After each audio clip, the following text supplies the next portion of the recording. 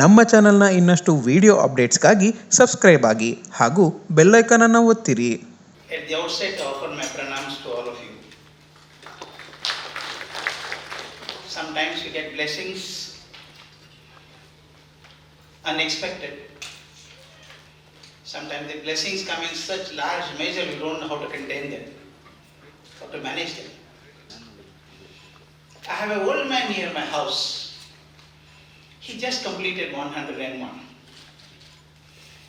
And when he was celebrating his 100th year, I was so astonished to see his enthusiasm.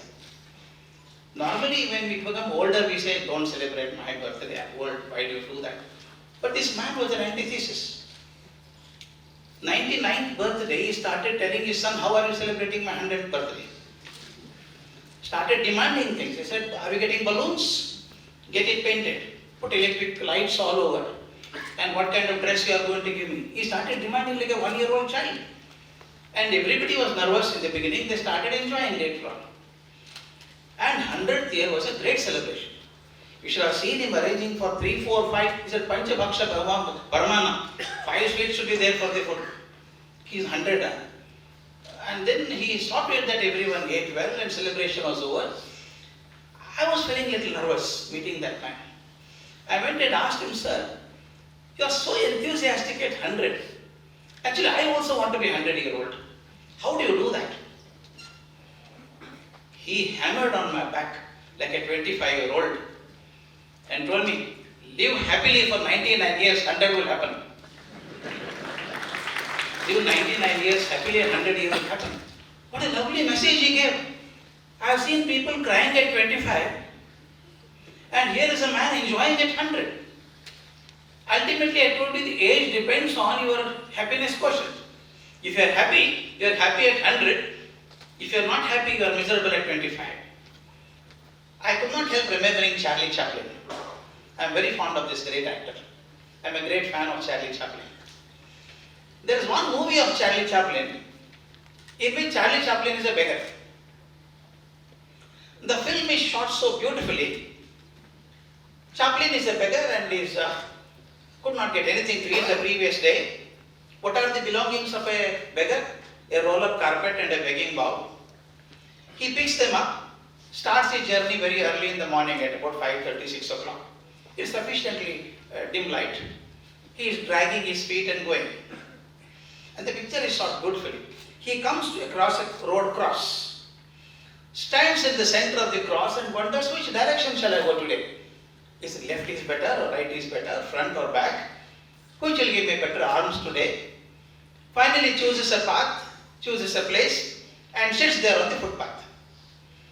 Spreads his carpet and keeps the bowl, hoping for somebody to add some money there. Who would come in the morning? There were a few walking enthusiasts here and there. But Chaplin was in for a surprise. Those people who are going for a jog or morning walk would look at him and offer him good morning, offer pranams and go for them. He said, I don't know why they are offering pranams to me. After all, I am a beggar. Why are they offering pranams to me? At about 7:30, one morning he thought, lot of mist is there, they could not identify me. They thought somebody else had missed me. At about 8:30, the light was better. More people were on the road. But every time a person passed that way, he would stop, salute him and go further. This beggar was really surprised. Why are they saluting me? I am a beggar after all. At about 10 o'clock, the road was full of people. Lot of people are traveling, going by vehicles also. And people going by the vehicles would slow down. People walking would stop, salute him and go further. He could not contain his curiosity. Everybody is saluting me, but nobody is putting money in the bowl. Finally stops a person on the road and asks, why are you saluting me? The man looked up and down twice and said, who is saluting you? Turn back and see, where are you sitting? This man turned back and saw he was sitting in front of a huge idol, a statue of Abraham Lincoln. People were saluting Abraham Lincoln and the beggar thought for himself, my position is the same. When he was saying about me, it is not about me. It is the teacherhood, the teachership that I am proud of. As he said, all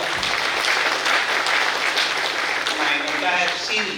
In fact, I can share something very interesting. Justice M.N. Venkatachalaya, who is my chairman of my institution, a great doyen, an outstanding judge, Supreme Court Chief Justice. We were together on a platform, and normally biodatas are written by somebody else in the office. Am I right? It's printed and sent, and people read that. When somebody was introducing Justice M.N. Venkatachalaya, he leaned over to me and said, "Dr. Karishiki, do you know?" I said, "What, sir?" "This is the 100th time I am hearing my obituary." Because we hear the same thing number of times. But how beautifully added. Only one sentence is my creation in the biodata. That is, I have been a teacher for last 48 years without a moment's regret. I never had a regret that I became a teacher. Never. I only pray God that there is another birth for me. I should be born as a teacher and nothing else. Enjoy this. Enjoy being a teacher. And Jedi when sir asked me, "What topic would you like to speak?" I said I should talk on this important part called the joy of giving. Joy of giving. There is tremendous joy in receiving things. When somebody gives you something, you feel so happy about it. I got it. But now the fact is that you are more happy when you give it back rather than receive it. You tried. You tried. A small gift you give multiplies. Imagine you purchase a new car. You are so happy on that day, and you wash the car twice a day. Actually, new car need not be washed. Actually, wash the car only when it is new. And the first scratch on the bonnet is like a burning mark on your heart. Is it not right? You feel so sad. Oh, there's a scratch on the door. And after 3-4 years, another 120 scratches will come. You'll already start thinking of disposing of and taking another car.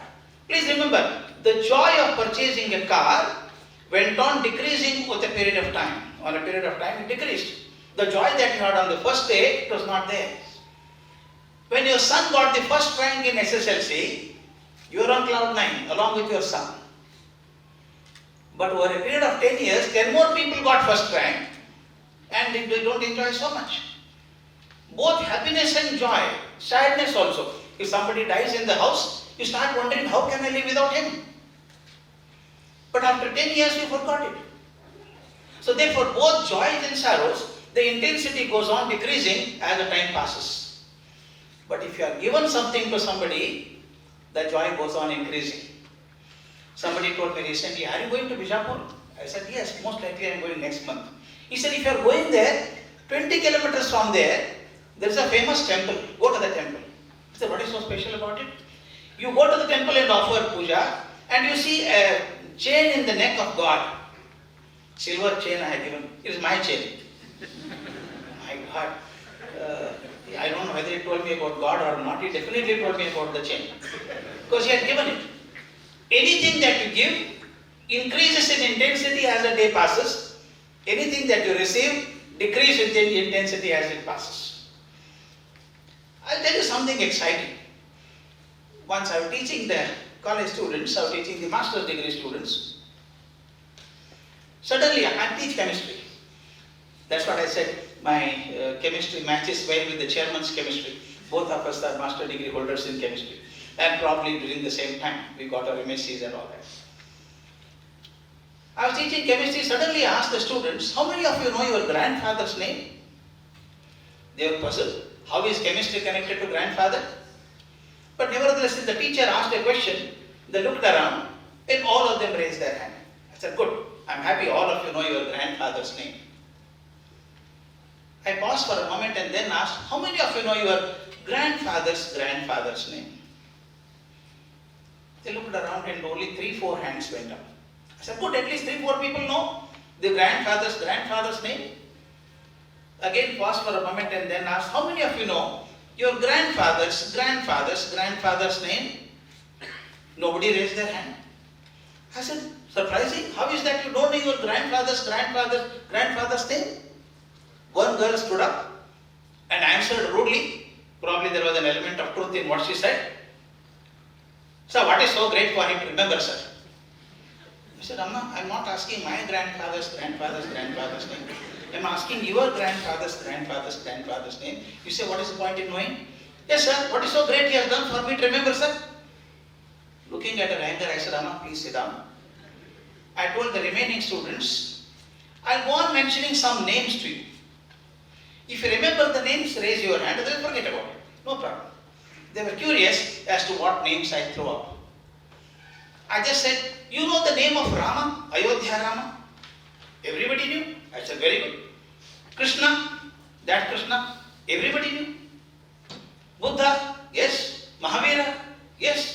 Jesus Christ, yes. Ramakrishna Paramahamsa, yes. Vivekananda, Shankaracharya, Basavanna. I went on asking questions. I was so happy. Everybody said, we know. All of them raised their hand. Then I said, I have a serious problem. I have a very serious problem. I mentioned so many names from Rama to Basavanna. I am not the great grandson of any one of them. I am not the great grandson of any one of them, but remember all their names. But I don't remember my own grandfather's name. Why is that? Think over and tell me. I gave 5 minutes time to my students. There was an extremely brilliant girl in my class, Padmini Priyadarshini, I can't forget her name. She did her MSc and then went to do her IIM from Ahmedabad. Now she runs a big business, very beautiful business. She had tears in her eyes. I asked, what happened, Padmini? Why are you crying? She said, the question that you asked me, sir, is a direction for my life, sir. Is a message for my life. I said, message for life? What is that? When she answered, it became a message for my life. It could be for anybody. She answered so beautifully. I learned a lesson today, sir, that anyone who lives for himself shall not be remembered by the world, and anyone who lives for others shall not be forgotten. Lovely message. Beautiful message, she said. Anyone who lives only for himself shall not be remembered by his own great grandson. But anyone who lives for others shall not be forgotten. What was the bank balance of Basavanna? No bank at all at that time. All his deposits are in our hearts. Is it not right? He did not do anything for himself. I just wonder, 12th century, 900 years ago, the kind of Kannada he wrote at that time, I am struggling hard to write today. Kadabeda, Balabeda, Husiye Nudi Abubeda, Vattakshara Kuda Illadri, 900 ವರ್ಷಗಳ ಹಿಂದೆ. The kind of social equality that man thought of 900 years ago, without hoping to get anything for himself. That is the beauty of it. Without hoping to get anything for himself, he is enshrined in the hearts of all of us. This great man, Shankaracharya, my heart goes out to him. I would say one of the greatest teachers the world has ever seen. Can you believe that in 32 years, most of us do not know how to write applications properly. He wrote the Brahma Sutra. He wrote Upanishad Bhashya for 10 Upanishads. And he was a walking encyclopedia. Knowledge personified, humility personified. How could one get all these fantastic qualities packed together in a short life like that? I had gone to Kashmir to see the temple on top, Ishvara temple there. My car took me up to the height and I had to climb about 250 steps and go and see. A huge Ishwar Linga is there, and it is said Shankaracharya stayed in that temple for 1 month and did meditation. I went and saw that. I was wondering, how did Shankaracharya go there? With a car taking me to that, I was struggling hard to climb 250 steps. Earlier uncharted forest area, and going all over the world, the country 3 times.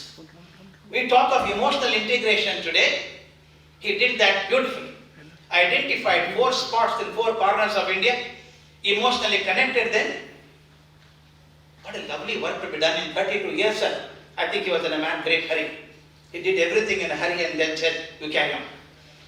I was just wondering, how could he do that? The amount of knowledge he gave. My friends, I have a request to make. There are so many educational institutions, people are here. I am personally respectful and revere Prabhakar Kalladkar sir is here. He is a great institution. And Shakti institution, just now he showed me. I have a request to all of you. Every institution, whether it's bank or educational institution, has 2 functions, 2 responsibilities. One is to disseminate knowledge. To give information and knowledge is one primary responsibility. All schools do is some degree of success or failure. The second one, most of us have forgotten, creation of knowledge. We have stopped creation of knowledge. We have to stimulate our children to create knowledge. The knowledge that Shankaracharya created, Ramanujacharya created, Madhvacharya created, Basavanna created, Vivekananda created, why are we not able to create? That is the greatest contribution the society is waiting for us to give, and there is a tremendous joy in giving that. So therefore, giving is not an obligation. As I told you, when I want to give to society, it is not an obligation. Sometimes we show off so much for what we give.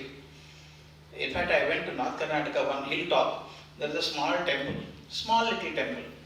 I went inside, I could not see the deity at all clearly, it was dark. The priest said, 1 second sir, I'll put the light on. He went and switched on the tube light. Still I could not see anything. There was one tube light on which it was written with red color, grandson of so and so, son of so and so, has donated this tube light in the name of so and so. Writing only is seen, no light is coming out. And that's not giving. That's not giving. Your giving is called unexpected giving, without anything in return. If you give it, then it becomes meaningful. I always say, giving is not an obligation. I'll share something beautifully with you today. As he introduced me, I was the principal of a college for a long time. Too long to be a principal, in fact. And my colleagues loved me and I loved them. One day my lecturer came to me and said, sir, you should come home, sir.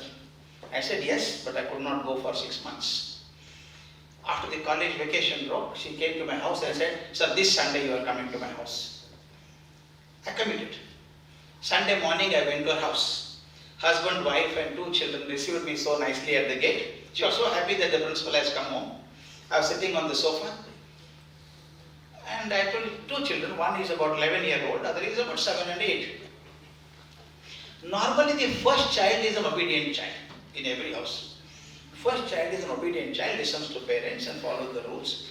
Second one is a rebel. Normally is a rebel. The first one came and mother had tuitioned him properly. He folded, said, I'm so happy you came, sir. We are so happy, sir. I said, thank you, dear. He went away. After 2 minutes, the second fellow came. He is a rebel.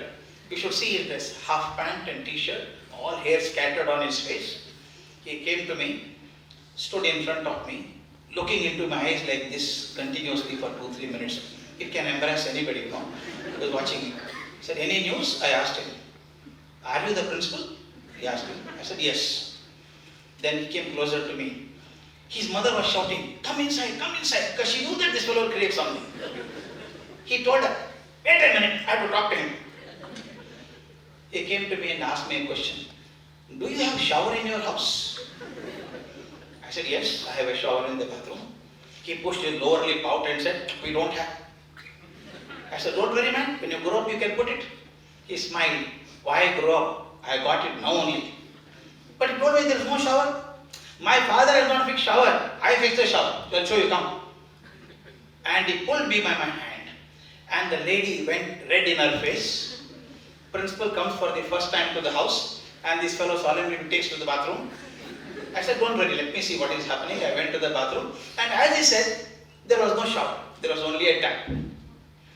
Like a typical magician. You know what he did?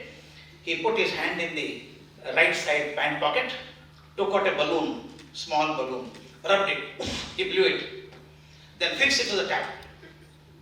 From the other pant pocket took another thread, tied it nicely, tied the balloon to the tap. Now watch carefully, he told me. Open the tap. Water started gushing into the balloon. Balloon became so big. I was about to say, burst, man, before I could say, stop it. Then he said, now see the fun. He put his hand in the shirt pocket, took out a sharp pin. Watch carefully. He went on making punctures onto the balloon. 10, 15, 20 punctures he made. The water started rushing out of those holes and balloon became flat. Again he opened the tap, kept it open half now.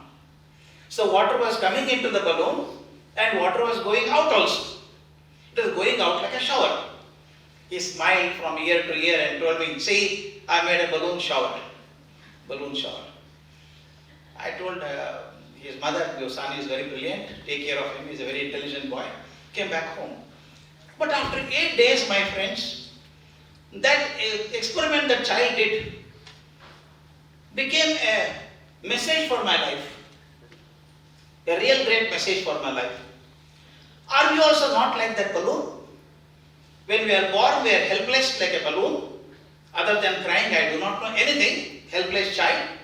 But as I grow older, I pick up from my mother, father, relatives, teachers, schools, colleges, university, and society. I earn so much and my life becomes big. Is it not right? Life becomes big. Like the balloon, if I go on receiving continuously, what would happen? If I had kept the water on continuously without the perforations there, the balloon would have burst. Is it not right? Balloon would have burst. But now that he made about 20-25 holes there, water was coming into the balloon and water was going out also. That was the cause for the stability of the balloon. If the holes were not to be there, balloon would have ruptured. And those holes made the balloon stable. I thought it's true with my life also. I have 100 faces. I am husband to so and so, father to so and so, brother to so and so, officer to so and so, subordinate to so and so, friend to so and so. Don't you think I operate from 100 faces that we have? If all these 100 faces I start contributing to society in some way or the other, it makes my life stable. If I want to make my life stable, I have no option but to give. I have no option but to give. Giving is not an obligation. It is the only way to make your life stable. So therefore, if I want to make my life stable, I always wonder, why Shabari became an important person in the Ramayana? What did she do? Shabari became an important character for us in Ramayana, stands as an ideal before us of total surrender. Just because she gave the fruits to Rama, she did not expect anything from Rama. Please remember, here is Rama is willing to give anything that she wanted. But she gave Rama the fruits. The act of giving made Shabari bigger than that person. So therefore, when in all through the history, whether Shivi Chakravarti or think of anybody else, they all became great because of the power to give. They are given so beautifully. I am giving here. Giving is not a favor. It is the only way to live happily. I gave the example of it. Can you click on that hyperlink? Yes, that's it. I have drawn something today morning in the flight to do something like this. I wanted to tell you about this incident happened when I was in school. Just look at the pictures, they're not up to scale and all that. When I was learning in the school, my teacher, geography teacher, some people say geography is boring, but I loved it. He was telling me about oceans and seas. And he told me there's something called as a Dead Sea. Sea is dead. I suddenly stood up and asked him, sir, people die, plants die, animals die, but sea also dies. He said, yes, this is the Dead Sea. Why, sir? He said, I don't know. I have not seen that, but people say it is dead. Nothing is there. That was a kind of a charge for me. When I went to do my research in Israel, I went to see the Dead Sea. I had drawn a picture there. The lower bottom is Dead Sea, and the sea is really dead. If some of you have seen it, you will experience it. 10, 15, 20 kilometers before you go to Dead Sea, it is haunting. You don't find a grass, blade of grass. It looks like cement spread all over, white powder. No bird flies over. You go into the sea, there is not a single fish, no flora, no fauna, nothing at all. And even if you go into the sea, you can stretch yourself in water and read the newspaper. You will not sink. Because the density of water is 37% of salt is there. You will not sink. But what happens to your skin is different. But you can float on water. But I was surprised when I go up in the north side, there is another sea called the Sea of Galilee. I put a Sea of Galilee there. Sea of Galilee is where Jesus Christ carried out all his miracles on that. And that sea is full of flora, fauna, thousands of varieties of fish. It is simply beautiful. I was saying this sea is dead and the sea above is alive. Why? And particularly interesting was, one is dead, one is alive, and both the seas get water from the same river. That is the beauty of it. Actually, they are not seas at all. They are huge reservoirs. The Dead Sea is 822 kilometers, square kilometers. Therefore, it is called as a ocean. That's a sea. Other one, Sea of Galilee, is also a reservoir, and both the reservoirs are taking water from the Jordan River. I show the diagram there. The Jordan River comes up, goes into the Sea of Galilee, and finally comes out and joins the main stream. Finally, it ends in Dead Sea. Dead Sea has got huge hills on all sides, therefore water cannot go anywhere. I saw that, suddenly it dawned on me as to why the Dead Sea is dead. Sea of Galilee is alive. Sea of Galilee takes water from Jordan and gives it back. Dead Sea only receives but does not give back. I learned the lesson that anyone who takes from society and does not give back will become a Dead Sea. Swami Vivekananda mentioned, I call that man a traitor. What a lovely statement to say. I call that man a traitor, who having been educated at the expense of society does not pay heed to the society. I get so much from society to become my life that I have now, and if I don't give it back in measure, I am the most, traitor to the society. That's what I said. If I receive from society and give it back, I'll be stable, my life will be full. If I only receive and do not give back, my life will be a dead sea. ಇಡೀ ಜಗವನ್ನೇ ಅಂಗೈಲಿ ನೋಡಿ ಜನಮನದ ಈ ಜೀವನಾಡಿ